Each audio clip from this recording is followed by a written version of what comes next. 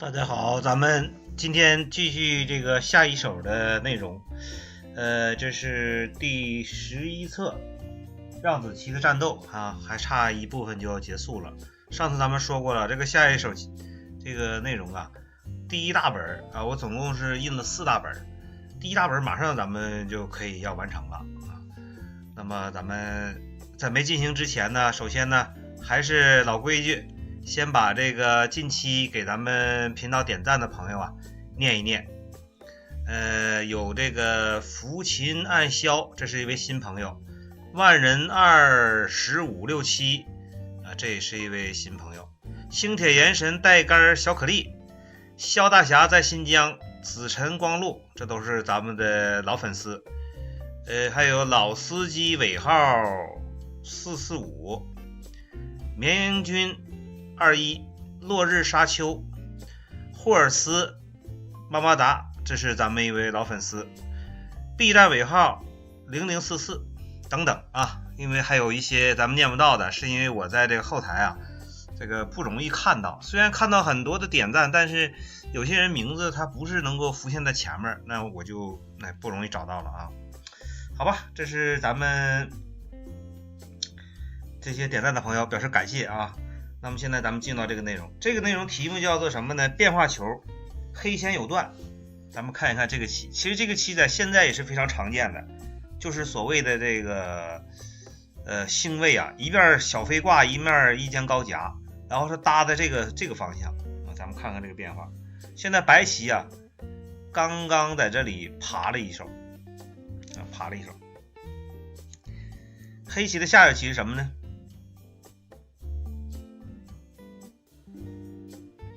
下棋是断上去，这个断呢是要走的。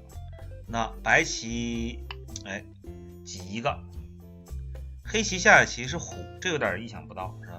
因为你虎的时候明显对方有一扳嘛，但是呢黑棋就是给对方留这么个破绽，然后再来反扳，形成这样的话，你会发现白棋身上也很多的断点。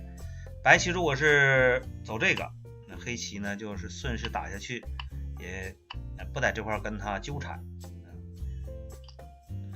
长绝对的先手，大概白棋要补，黑棋再一跳，这样这里都很安全，也没有断点，是吧？所以黑棋这么下已经是很充分的局面了。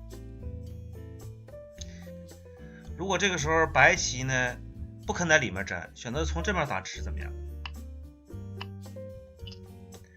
那这有一段，这个白棋已经是崩溃的形状了。我们再来看一看相对来说比较普通的下法，就是说这个单击，这个也算是定式化的下法吧。不过呢白棋争到了个先手，白棋在这边开拆，这个结果呢应该说是黑棋并不满意。为什么呢？你这面啊，就算你防住了，他这边还有个扳粘，也很先手便宜啊，所以这个黑棋并不满意。白棋呢在这里拆了一手棋，这个题目叫做来吧，黑先出击。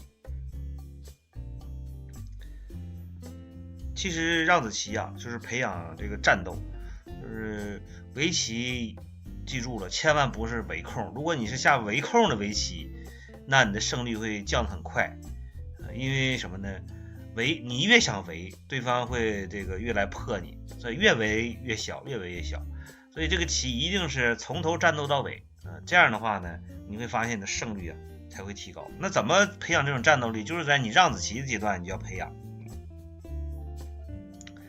黑棋这个地方呢，就是砸丁，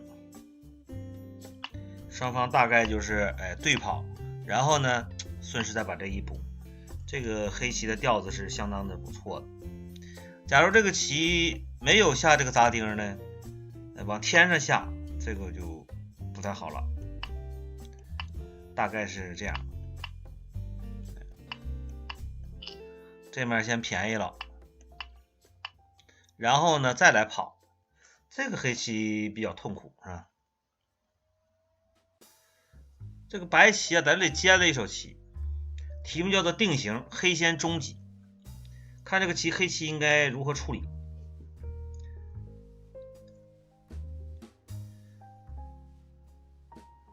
黑棋的下棋就是牢帮粘住，那白棋走就跟着硬，当他补这边的时候再来尖冲这个，这样呢黑棋的调子还是不错的。如果这个棋呢选择尖顶啊，这个看似效率比较高，但是呢这边有一点，然后呢顺势再出头踩边，当你把这个吃住的时候它再一飞，这样的话呀，这颗子的位置就比较危险啊，看起来是以后会被攻击的样子啊，所以这样黑棋不是十分满意。现在啊，白棋在这里长了一手，这个题目叫做劫财，黑先上劫，也就是说这边还在打劫啊。那么黑棋该怎么走呢？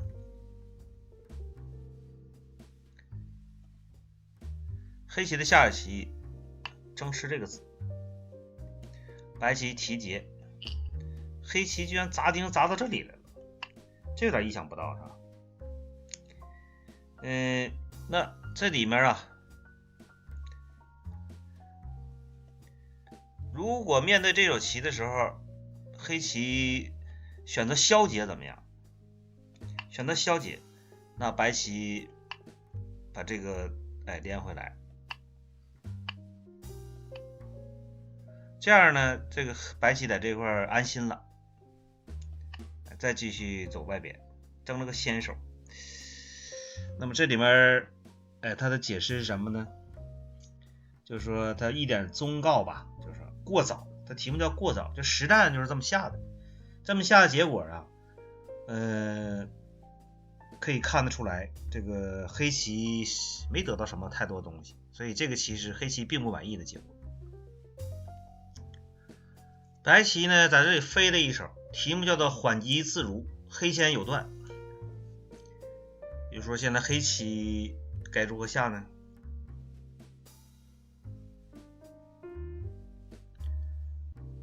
黑棋的下棋是选择的是震，那白棋尖也是正常的。黑棋的下棋非常的巧妙，就是这个单关跳，你看他呢并不是说非要一股脑的把对方摁进去，让对方自己来处理，这样黑棋调子绝好。那么这里面如果黑棋走这个单关跳好不好呢？那白棋也跟着跳，这时候啊，这个黑棋这块的保卫啊慢慢会显现出来，它一冲一走这有一段，所以这个以后是个麻烦。白棋在这里反加了一个，这道题目叫冷静，黑先上击。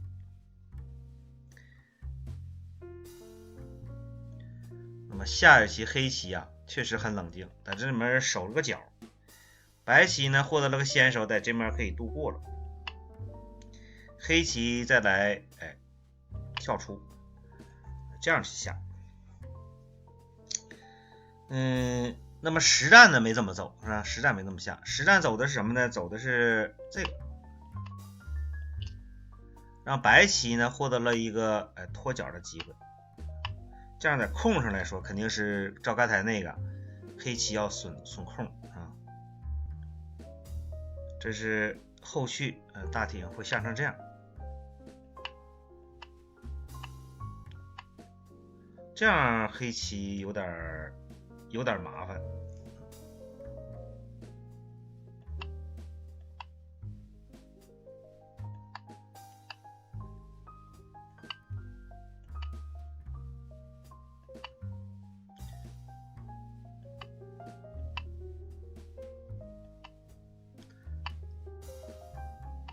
大体上就是会下成这么个结果。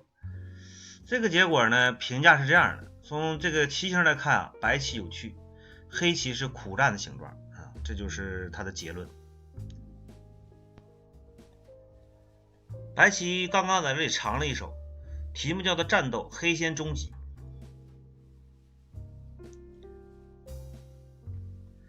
黑棋的下棋是尖出来，这是一步很好的感觉上，就是不要跟着对方贴在一起下，因为你贴这个呢，他也下这个，你还不如离他稍微远一点，是吧？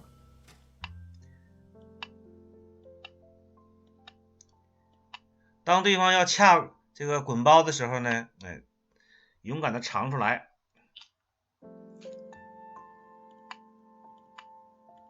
这样的话，黑棋的调子实在是好极了。如果这个棋啊，不长，被对方闷进去就差了不少了。还有呢，就是开始的时候啊，如果这时候选择单靠怎么样？这是实战双方的下法。那白棋呢也不应了，先把这个拐出来，然后呢再来，这边。那下成这个结果呢，评价是什么呢？说这个棋呀，黑棋是属于放弃了战斗的机会，结果是失败的，最终变成了个打劫，所以这个结果并不理想。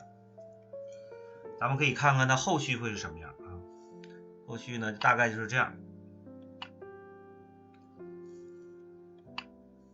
看似也是很严厉，是吧？但是呢，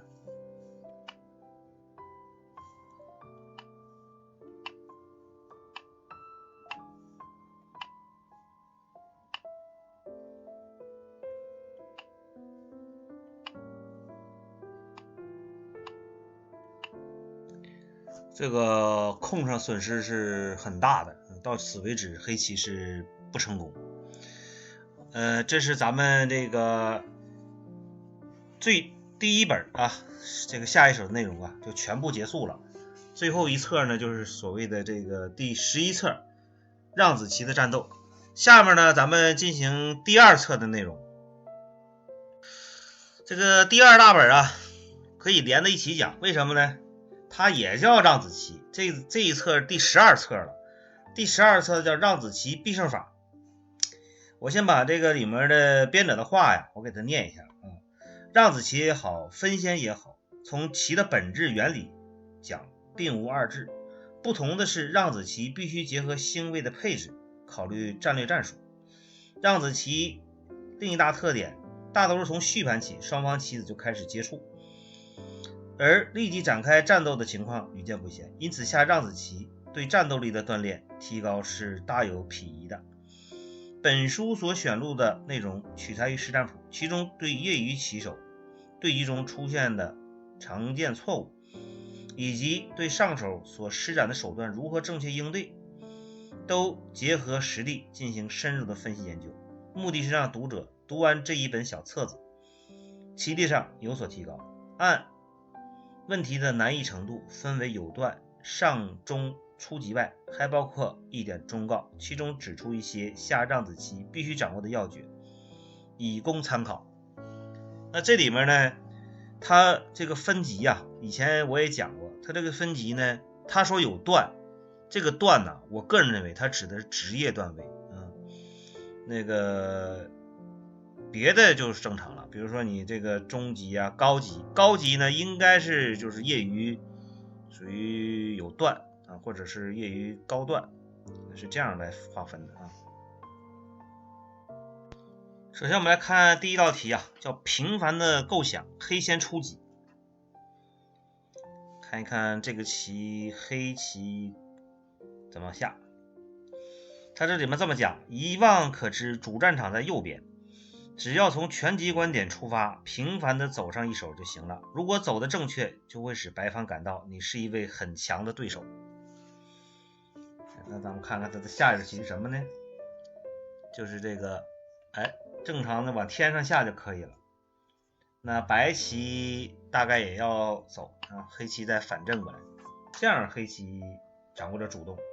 假如这个时候黑棋选择的是手下边的空，让对方反正过来，这个就头就不畅了啊。我们再来看看这道题，这道题的题目呢叫做激战的前奏，也就是说现在白棋啊在这里断了一手棋，那么黑棋这个时候该如何处理？黑棋的下手棋是跳这个，那白棋长也是可以想见的，大体是这样。这样的话呢，这颗子啊，天元这颗子对以后的战斗啊是有帮助的，是吧？如果这个棋呢，一开始就打吃，这俗手，记住了，打吃多数都是俗手。那这个争子跟这个天元这个子还没啥关系，这个就亏了。即使这边能扳到，以后这个子啊也不是完全的死子，它以后这里有拖呀之类的余位啊，这个也是这个不利的局面。这里面给了一点忠告，就是说，当他跳的时候，白棋搬2路，搬3路。那么这个时候呢，黑棋不去挡这一下，从这边来贴住。那白棋既然已经搬了，还是要长啊，所以这样呢，把上面罩住，走后，这样的话也是黑棋有利的下法。这是所谓的一点忠告，走后中辅。好，今天呢咱们的内容就是这些了，谢谢大家观看，并希望大家继续支持本频道。